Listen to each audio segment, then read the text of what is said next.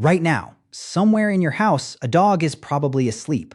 Maybe on the couch, maybe on your feet, maybe snoring louder than your TV. You don't think twice about it. But the real answer to why that animal is there is far stranger than man's best friend.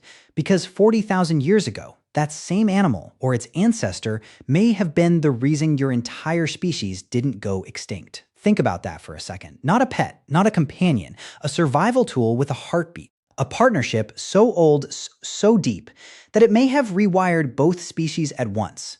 You live in a world where dogs are optional. A nice to have a weekend hike buddy. But rewind the clock far enough, and you land in an Ice Age world where your ancestors were not the strongest predator on the map. Not even close. Picture Europe around 45,000 years ago. Cold, brutal. A landscape shared by cave lions, cave hyenas, cave bears twice your size, and woolly mammoths that could crush a human skull without slowing down. Your ancestors, early Homo sapiens, had just migrated in, and they weren't alone. Another kind of human was already there. Neanderthals, thick-boned, powerful, adapted to that cold for hundreds of thousands of years. On paper, they should have won stronger muscles. Bigger brains actually in raw volume. Deep knowledge of the terrain. So why did they disappear? And why did your ancestors survive? This is where the story gets strange, because one of the leading answers isn't about fire. It isn't about language. It's about an animal that walked into the story and never really left. Anthropologist Pat Shipman from Penn State University spent years studying this exact question. She looked at the timeline of Neanderthal extinction and noticed something odd. It lines up almost exactly with the earliest evidence of humans working alongside wolves. Not wolves as enemies, wolves as hunting partners. Shipman's theory is called the invasive species hypothesis. Her argument is simple, but it hits hard. Humans didn't outcompete Neanderthals through brain power alone. They brought a weapon. Neanderthals didn't have a four-legged one. Here's the logic. A wolf can smell prey from over a mile away. A wolf can run down an animal for hours without tiring. A wolf can corner prey and hold it in place. Your ancestors could throw spears, track blood trails, and finish the kill. Alone, a human hunting party might chase a herd of bison for a full day and come back with nothing. Add wolves to that hunt, and the math changes completely. Faster kills. Less energy spent, more meat, more often. More meat means more calories. More calories means more surviving children. Over centuries, that single advantage compounds into something enormous. Neanderthals, as far as the fossil record shows, never formed this kind of partnership. They hunted with muscle and spears and raw courage. Your ancestors hunted with muscle spears and an early version of a dog. Does that fully explain why one species vanished and the other spread across the entire planet? Probably not by itself, but it's a piece, a real one. And it points to something bigger than survival trivia. It points to the idea that your species didn't rise to the top of the food chain alone. You had help, furry, four-legged, sharp-nosed help. Now here's where the story takes its first real twist. Because the wolves that helped your ancestors weren't tamed the way you might imagine. Nobody walked into a forest, grabbed a wild wolf pup, and trained it like a movie montage. That's not how domestication works. It's slower, stranger, and honestly, a little uncomfortable to think about. Researchers Raymond and Lorna Coppinger, who spent decades studying dog behavior and evolution, proposed a theory that flips the whole narrative. According to their work, humans didn't domesticate wolves on purpose at all. The wolves domesticated themselves. Let that sit for a second. Around the edges of early human camps, there was food, scraps, bones, waste from hunts. Some wolves were naturally more cautious around humans. They kept their distance. Other wolves were bolder, calmer, less reactive to stress. Those calmer wolves could get closer to the food without triggering a fight or flight response. They lingered near camps, ate the leftovers, survived better because of it. And because they survived better, they had more pups that inherited that same calm temperament generation after generation. Without any human plan behind it, evolution quietly selected for wolves that could tolerate being near people. This is natural selection, working exactly the way Charles Darwin described it. Traits that help survival get passed on, traits that don't get filtered out. Except here, the environment doing the selecting wasn't a forest, it was a human campfire. Over time, those camp-tolerant wolves changed. Physically, behaviorally, their skulls shrank slightly. Their teeth got smaller. Their ears started to flop instead of standing rigid.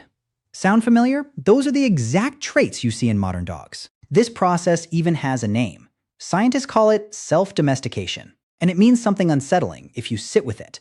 Your closest animal companion may not exist because humans were clever enough to tame a wild predator.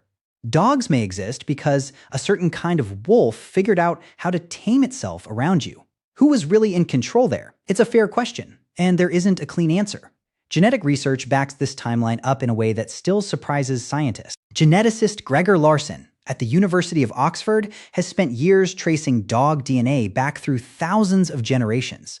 His research, along with work from teams across Europe, has pushed the estimated origin of dog domestication back further and further. Some studies now suggest it happened more than 20,000 years ago, possibly even earlier, somewhere in Eurasia. That's not a small detail. That timeline places dogs alongside humans before farming existed. Before permanent villages existed, before writing, before pottery, before almost every marker of what you'd call civilization. Dogs were there first. They were there when your ancestors were still fully nomadic, still following herds across frozen tundra, still living or dying based on the next successful hunt. And there's physical proof of just how deep that bond went. Even then, in 1914, near Bonn, Germany, workers uncovered a grave dating back roughly 14,000 years. Inside were the remains of two humans, and beside them, deliberately placed, the remains of a dog. Researchers who later studied the skeleton, including work led by veterinary pathologist Luc Janssens, found something remarkable. The dog had suffered from a severe case of canine distemper, a viral illness that's often fatal within weeks. Based on the pattern of bone damage, this dog didn't die quickly. It survived for months, maybe longer. Sick, weak, unable to contribute anything practical to the group. And yet someone kept feeding it, kept caring for it, kept it alive long past the point where it offered any survival benefit at all. Why would starving, resource-scarce Ice Age humans burn precious food on a dying animal that gave nothing back? That single grave might be one of the earliest physical proofs of something researchers call unconditional companionship appearing in the archaeological record. Not a tool. Not a weapon, a relationship. Something had already shifted in the human brain by then. Something that looked less like usefulness and more like love. This is the part where the story stops being about hunting efficiency and starts being about psychology. Because feeding a dying, useless animal isn't a survival strategy. It's an emotional one. And that emotional shift may have been just as important to human survival as the hunting partnership itself. Here's the counterintuitive twist, the part that flips the entire story on its head.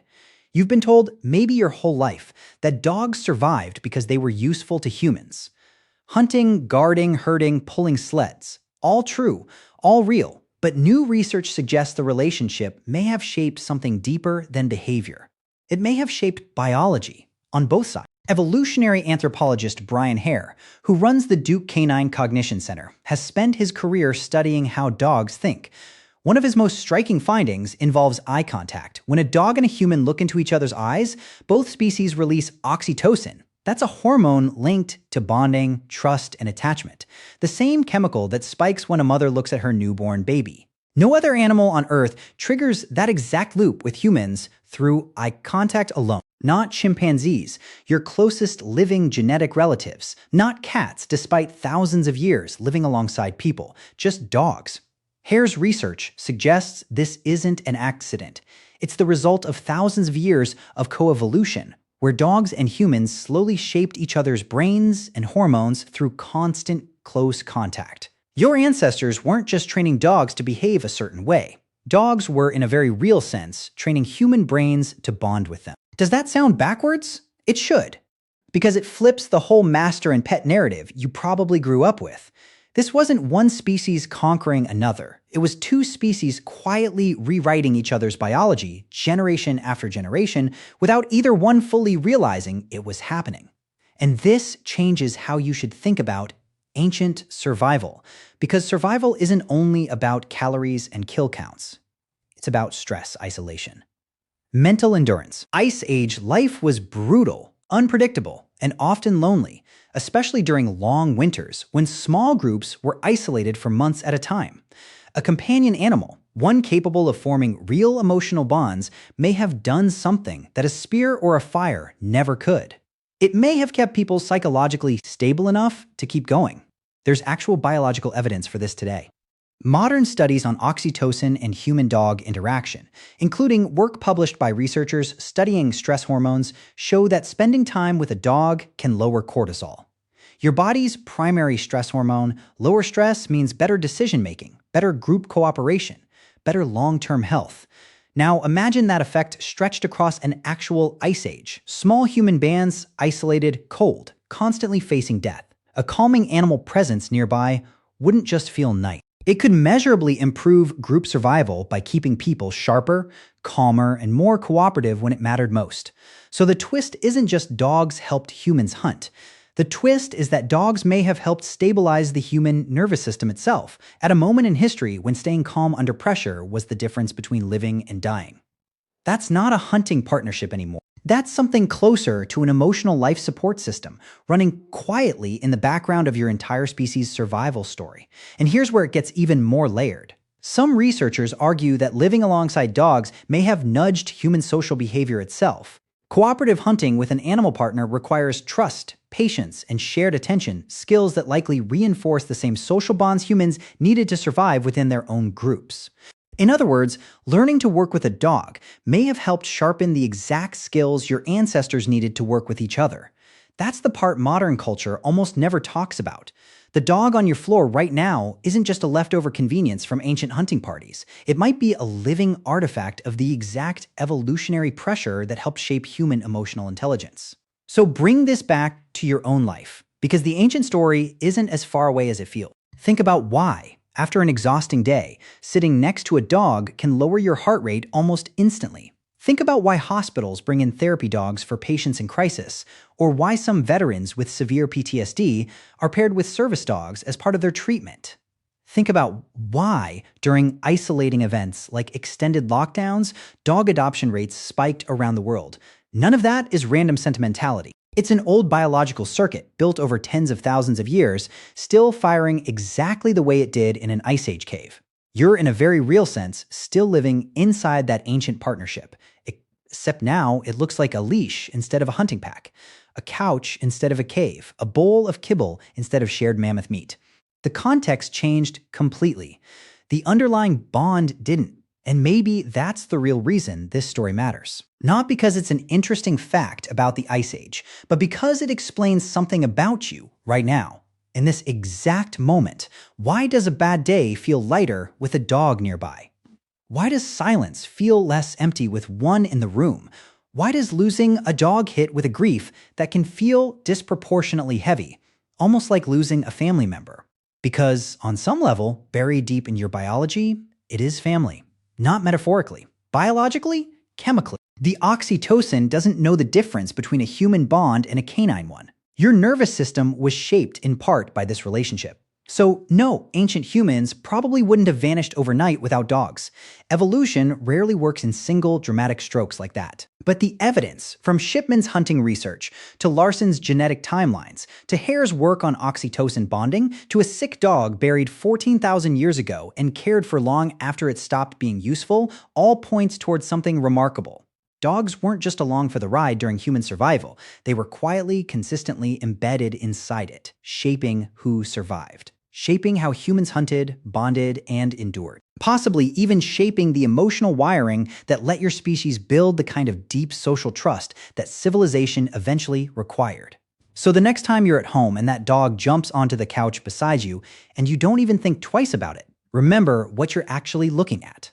Not a pet, not background noise in your day. A living thread connecting you to a frozen tundra, a dying wolf dog buried with care, and a survival story that started long before anyone called it love.